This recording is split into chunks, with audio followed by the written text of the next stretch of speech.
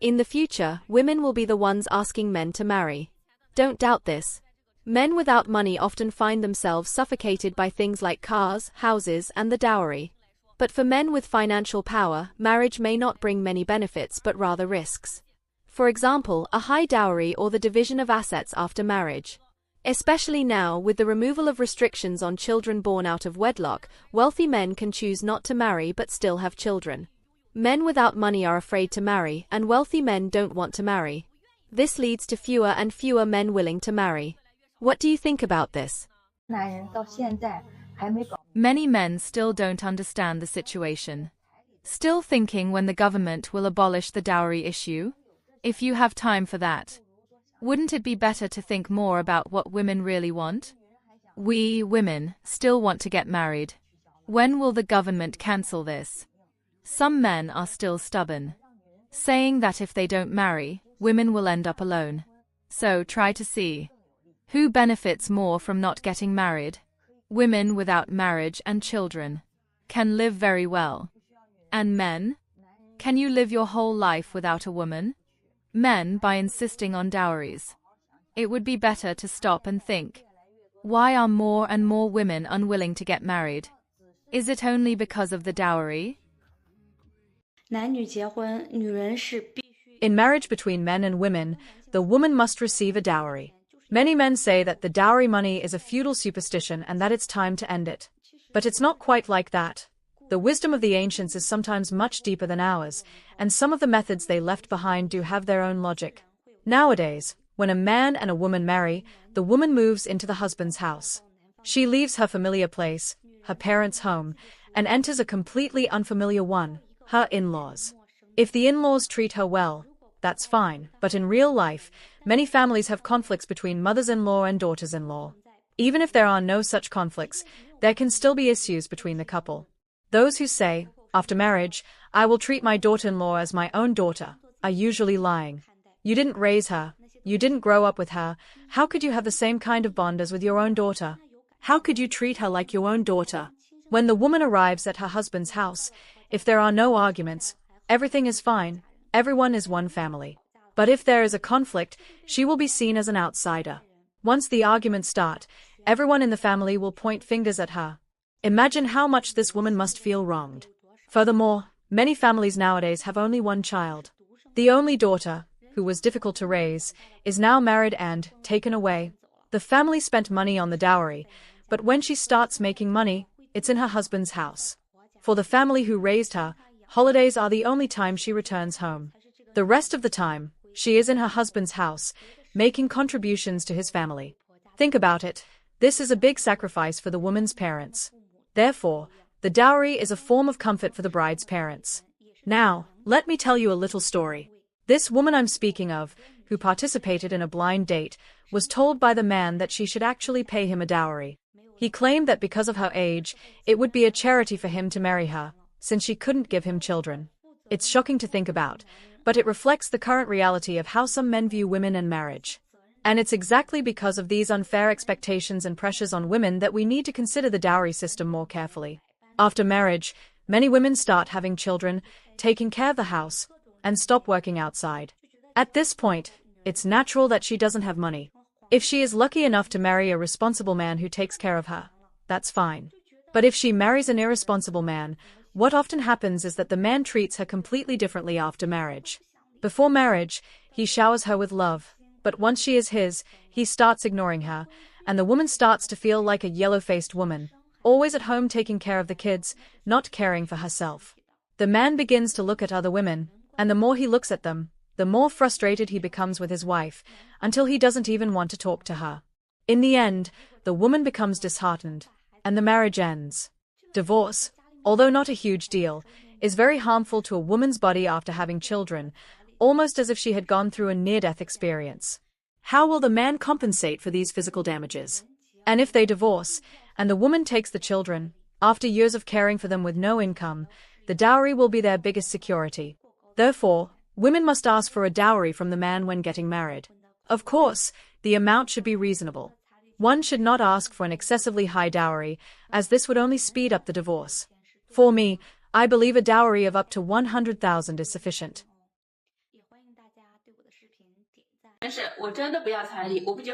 But I really don't want a bride price. I'm not getting married. What do I want with a bride price? Not only do I not want it, but I also support and even encourage the idea of inheriting property, without having big ambitions.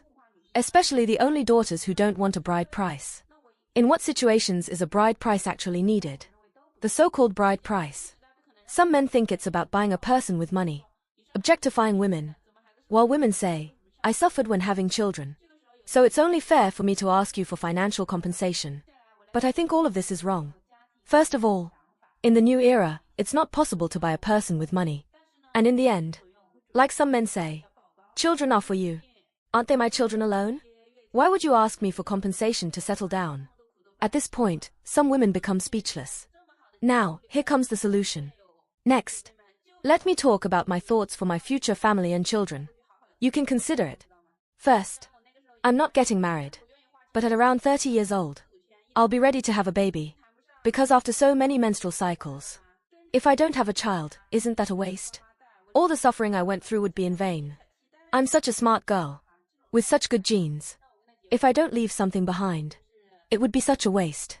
My sisters should find a smart, young, and beautiful man, and take him to test his IQ. Understood? Although I'll already be 30 years old by then, I'm willing to spend money. I can spend 4 or 5,000 or even 20,000 per month. I don't believe this won't work. After a few months of talking, won't I just get pregnant? What I'll earn is much easier, and I can just leave it with my parents to take care of. I've even thought of a name, and I'm a little excited about it. Just drawing. A handsome guy like that is not easy to keep. But marry him? Ah. I really don't deserve him. But I also don't want to enjoy a man's youth, or hold on to a stock that's inevitably going to fall. Why would I need to hold on to that? But dating and getting a good gene. I'm not losing anything. First, I'll be discreet. I'm not criticizing married women. I just want to show you the underlying logic behind wanting a bride price. First, why do you say you need security? Why do you need the man's respect? Because deep down, you know you're at a disadvantage. And you want compensation in other ways. And yes, you really are at a disadvantage. But many times, you won't get that compensation. We won't give examples here. Those who understand, understand. Okay? Let's change the approach. If you want compensation and can't get it, how can you not suffer? It's simple. Find a man with better genes than yours. Someone with better looks, physical ability, and intelligence. Then you won't be at a disadvantage. Of course. I think the key here is to change your logic. So you won't suffer anymore. Honestly, I used to suffer a lot. Why did I have to go through menstruation? Why did my parents always say I had to get married? Why did they say that if I had a daughter, I wouldn't need to work hard? Of course. They do work hard. Because they think they can't rely on me for retirement. So they're saving up for that. Worried that I'll be a burden in the future. Afraid I won't do well in a rich family. So, I also feel sad. Very sad. Really, I feel a little hurt. I don't think I'm inferior to men. My parents. For them, I'm like an only son. They invested all the family resources in me. But they are very frugal. They came from the countryside. And worked hard to get me an urban registration. They spent money. And then spent their whole life continuing to support their daughter to marry into another family. And now they have to work hard to save for their retirement. Sorry. Let me take a break. Here. I really want to thank an author on Jihu. His name is Official Little Emperor. Now his account is gone. But he gave me a new perspective. When I told my parents, they were proud. They said, better not. I don't want to. But I saw the happiness in their faces. I really recommend that only daughters don't get married. You've enjoyed all the resources of this family. You're beautiful. When you start working and have property, get married. And immediately move to another family. No resentment towards your parents. Because you have emotional bonds with them. They'll invest everything. And then watch their daughter who finally started making money. She can say that society expects you to have an ideal marriage. But how does society see you? Your husband, your in-laws, and even yourself. Your parents raised you to be a loss-making deal. We are now in the best era. The country has never supported only daughters more. You have to make society realize that being an only daughter is not a losing, unprofitable deal. Otherwise, no one will ever have an only daughter again. And invest everything in her. Ask yourself, when you get married, would you treat your only daughter like this? I certainly wouldn't. Since being an only daughter is a completely losing deal. If I become such a woman, then I won't do anything for my daughter. If you had a daughter, would you want her to find a man with a car, a house, and savings? Or would you prefer her to marry someone with worse conditions, someone who has nothing? Think about it. Put yourself in her shoes. Your wife, she's the daughter of parents who raised her with so much effort, isn't she? You're their little darling, right? So don't you think you should give a little dowry to her family? Honestly, it's not even 1% of what her parents spent raising her. Aren't their requests reasonable? If it were your daughter, would you want her to marry someone who doesn't even care about giving a dowry? Oh, and let's not even talk about the man's conditions. Your wife married you because she loves you. If it weren't for that, who would want to risk it? She already has her struggles alone. Wouldn't it be easier to stay home? And still, she comes to your house to help with the household chores and take care of your parents. Oh, what a mess. What stress. Look, you've grown up, learned to earn your own money, and now you can support your family. But when it's time to marry, all you think about is the dowry, huh? Don't you see where the mistake is?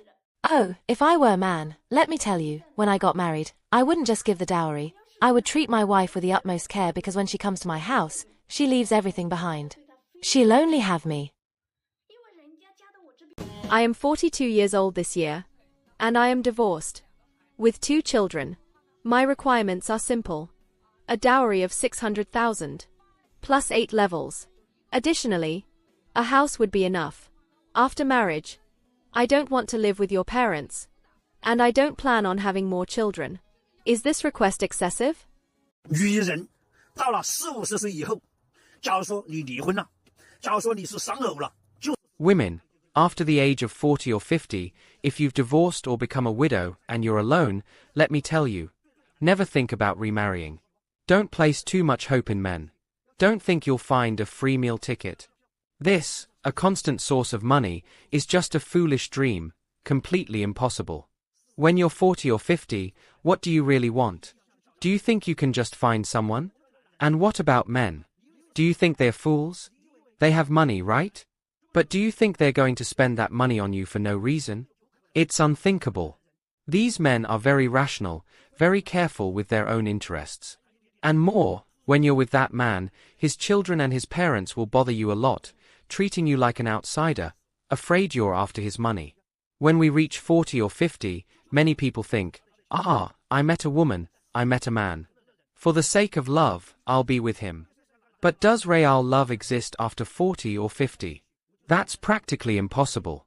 So, if you really like someone and you get along, being together temporarily, living life together, would be nice. But if one day things don't work out, if you get tired, if the passion is gone and that feeling disappears, you can separate at any time. It won't cause major harm to anyone, it's just the way it is. Do you really think you'll find love at 40 or 50? What matters is the daily life, the little things. How much you earn, how much I earn, what we can pool together, and how we can live well with that. Simply that. Otherwise, at 40 or 50, what else could you want? You can't want anything more, whether you're a man or a woman. They don't just think of themselves, but also their children, their family, their parents. No one's a fool, no one's naive. At 40 or 50, if someone wants to live with you, what we're really doing is facing life's risks and challenges together. We need to be stronger.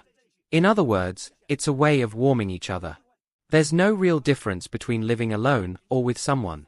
If 2 people are together, life is a bit easier, the days are a bit happier. Simply that. Don't think you'll receive a big dowry in a second marriage. You think you'll get 300,000 or 200,000, or that they'll buy you jewelry. Many women are incredibly naive, dreaming while awake. Do you really think that's going to happen? Are the men going to buy you jewelry? Buy a house for you? Give you a dowry? That's just a dream, impossible. Do you think it works that way? So, women, if you're over 40 or 50, and someone still wants to live with you, that's a great blessing, a gift. Don't keep choosing, don't keep being arrogant, or else you'll die alone. Simply that. So we need to see reality. Men aren't fools, there aren't many naive men. Sure, there are a few, but they are rare. We need to see the reality, right? So, between men and women, after 40 or 50, there's no more true love. What exists is companionship and warming each other through life. Do you think the older man's words are right? It's pretty much like that. 因为对方给不起要求的彩礼的金额，导致 Suppose you've been dating a girl for 5 years, and the relationship has reached the point of discussing marriage. But because she demands a dowry that the man cannot afford, the woman can't get married. What would you do? This is a true story that a friend of mine shared with me. The girl's family asked for a dowry of 200,000, but the man had just spent all his savings buying a house, so he couldn't pay such a large dowry. And now, the situation is stuck. He wanted to break up, but he couldn't let go. When he suggested lowering the dowry, the girl's family refused because they thought it would ruin their reputation. Now, he doesn't know what to do. This kind of thing happens all the time in real life, and it's nothing surprising. What I want to say is that, when it comes to marriage, there are 2 types of women I respect the most. The first type are those who, if the man has no car, no house, and no savings, they flat out refuse to marry him, because their goal is clear. They are marrying for material reasons. The second type are those who believe in love, and even if life is hard, they are willing to marry the man they love, no matter how tough it gets. The most disgusting type is the halfway girl, the one who can't let go of years of relationship but at the same time complains that the man cannot provide the material things she wants. She wants to break up but is conflicted by the emotional investment, or she won't break up and keeps blaming fate. I think if you believe that these 200,000 are so important, I suggest you break up immediately. Take advantage of being young and find a man who can afford that dowry. On the other hand, if you still care about this boyfriend, try to understand his family's situation. Talk to your parents about how much they are willing to invest in the wedding and what kind of celebration is possible. The most important thing I want to say to all unmarried men is that many men have a misconception that marriage is the end of a relationship, thinking that after all the hardships, as long as they meet the woman's and her family's demands, and marry the girl, everything will be solved. But that's wrong. Marriage is not the end. It's the beginning of the rest of your life, of several decades.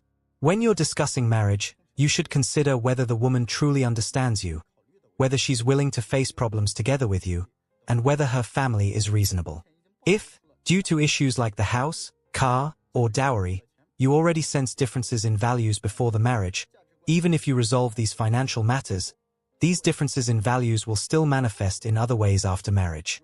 If you're already facing these problems before marriage, there's a high chance that the person is not the right partner for you. Moreover, there can be many reasons to ask for a dowry, but asking for it to save face or to impress your parents is the most shameless reason. Why should the man drain himself to satisfy the vanity and pride of you and your family? Isn't that right? Comparison leads nowhere. I don't hate people who are vain or seek status, but I do hate those who make others pay the price for it. Hello everyone. How are you all? I'm Xin, a woman from Myanmar, married to a man from China. Today, I want to share a very important reflection on the value of the dowry and how tradition and reality intersect in the modern world. Many people send me messages asking about the value of the dowry when a man marries a woman from Myanmar.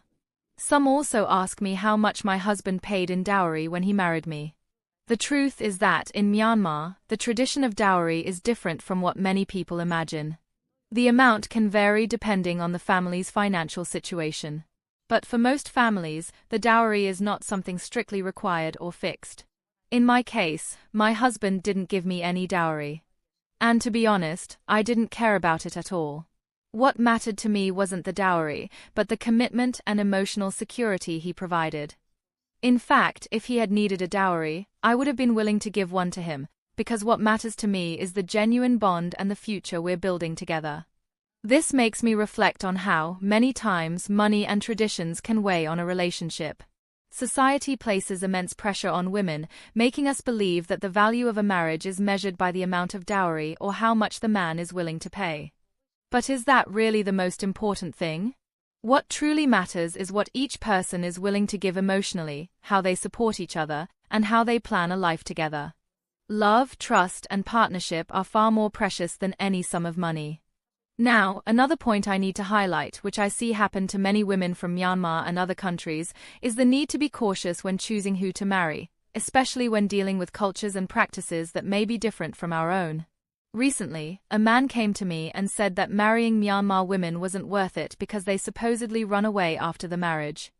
He told me that in his village, 3 friends had married foreign women. 2 of those marriages followed all legal procedures, with passports and proper documentation, but the 3rd did not.